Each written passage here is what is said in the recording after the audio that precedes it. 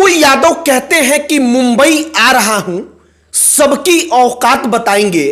और लॉरेंस बिश्नोई को पप्पू यादव ने कहा था कि सिर्फ 24 घंटे के लिए अगर हमको फ्री हैंड मिल जाए तो लॉरेंस बिश्नोई का पूरा नेटवर्क उखाड़ कर फेंक दूंगा। उन्होंने सरकार से कहा था कि अगर हमको इजाजत दे दी जाए। अब पप्पू यादव को लेकर सोशल मीडिया पर बड़ी टीका टिप्पणी हुई। पप्पू यादव ने अंततः इसका जवाब दिया और कहा कि मुंबई में मैं जा रहा हूं। उन्होंने कहा कि बिहार में बाढ़ था तो मैं उसके बारे में बात न करके किसी अपराधी के बारे में बात करता। उन्होंने कहा कि हमको ट्रोलर्स का कोई जवाब नहीं देना, लेकिन मुंबई अब मैं जा रहा हूं, सबकी औकात बताऊंगा। अब यहां पर कई सारे लोगों के मन में सवाल आता है कि क्या वाकई में लॉरेंस बिश्नोई के बारे में जो हम तमाम चीजें सुन रहे हैं, पप्पू यादव इतने बड़े आदमी हैं, उनका कोई गैंग इतना बड़ा है कि वो लॉरेंस बिश्नोई का सामना कर पाएंगे? तो आज आपको हम पप्पू यादव की वो कहानी सुनाएंगे जिस कहानी को सुनने के बाद आपको लगेगा कि लॉरेंस बिश्नोई की कहानी उनके सामने किसी बच्चे की तरह है। आगे बातचीत करने से पहले हमारा नमस्कार स्वीकार करिए। हमारा नाम मोहित कुमार सिंह है और सबसे पहले लॉरेंस बिश्नोई और पप्पू यादव में एक अंतर समझिए। लॉरेंस बिश्नोई की फैन फॉलोइंग है, जो यूथ है वो लॉरेंस बिश्नोई के तरफ आकर्षित है क्योंकि सोशल मीडिया का जमाना है। लॉरेंस बिश्नोई के गैंग के जो लोग हैं वो कनाडा में, ब्रिटेन में, दूसरे देशों में एक बढ़िया जिंदगी जी रहे हैं। बढ़िया गाड़ियों के साथ सोशल मीडिया पर हम उनकी तस्वीरों को देखते हैं तो हमें लगता है कि उनका लाइफ स्टाइल बड़ा लुभावना है, बड़ा अच्छा है। और लॉरेंस बिश्नोई की अपनी एक फैन फॉलोइंग इसी प्रकार से तैयार होती चली गई। अब आइए पप्पू यादव पर, आपको हम सच्ची कहानी बता रहे हैं। पूर्णिया में कई सारे ऐसे चौक हैं, चौराहे हैं, पूर्णिया के आसपास के कई सारे ऐसे बिहार के इलाके हैं जहां पर पप्पू यादव जा रहे हैं और अचानक से वहां पर आमने सामने कई घंटा तक दो गैंगों के बीच में गोलियां चल रही हैं। कई हजार राउंड फायरिंग हो रही है, कई हजार गोलियां चली हैं। पप्पू यादव वहां पर खड़े हैं और ये सब कुछ पप्पू यादव ने किया है, उनके लोगों ने किया है।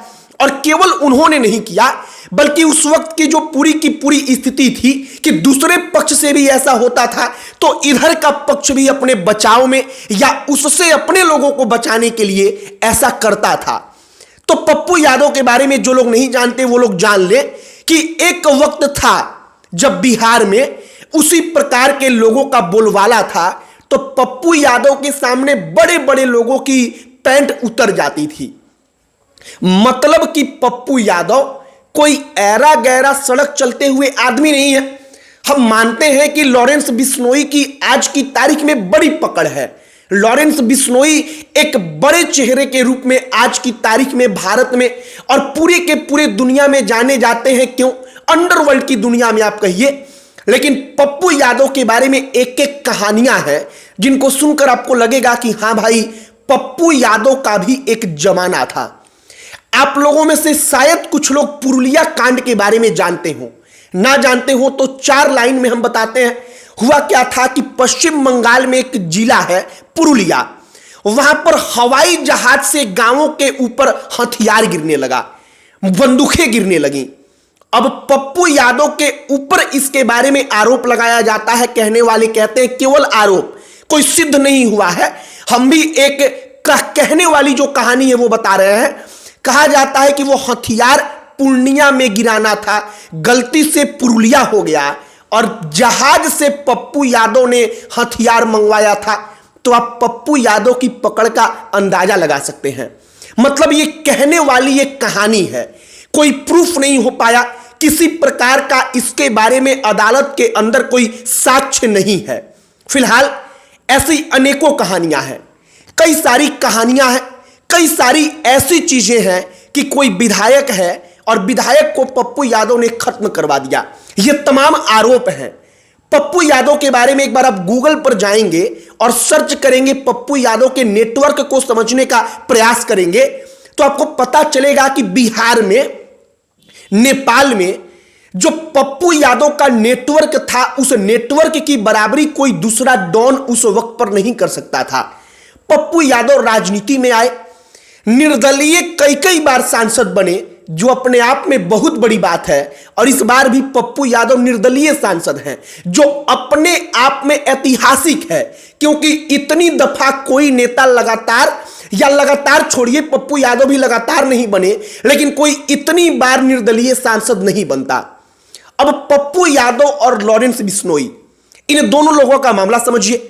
पप्पू यादव ने लॉरेंस बिश्नोई को गुस्से में कहा था कि लॉरेंस बिश्नोई जैसे 2% के अपराधी का मैं पूरा नेटवर्क खत्म कर दूंगा, अगर हमको मौका मिले, सरकार कहे तब। पप्पू यादव को लेकर सोशल मीडिया पर तमाम चीजें चली। फिर पप्पू यादव ने अब कहा है कि मुंबई आ रहा हूं, सबकी औकात बताऊंगा। तो हमने सोचा कि वाकई में पप्पू यादव को सोशल मीडिया पर ट्रोल भी किया गया कि ये आदमी लॉरेंस बिश्नोई से भिड़ेगा। तो हमने सोचा कि एक बार बताया जाए कि पप्पू यादव का इतिहास क्या रहा है। पप्पू यादव कोई राह चलते गुंडे नहीं है, बल्कि पप्पू यादव की एक वक्त पर बाहुबलियों में गिनती रही है। वो बाहुबली जिसके सामने बड़े बड़े डॉन टाइप के जो लोग थे, उनकी पैंट उतर जाती थी। तो पप्पू यादव अपने आप में जो ये दुनिया है लॉरेंस बिश्नोई वाली, इस दुनिया के बेताज बादशाह रहे हैं। आज की तारीख में भी हो सकता है कि पप्पू यादव का वो नेटवर्क खड़ा हो, जिसके दम पर वो कहते हैं कि लॉरेंस बिश्नोई जैसे लोगों को 24 घंटे में इनका पूरा का पूरा नेटवर्क खत्म कर दूंगा।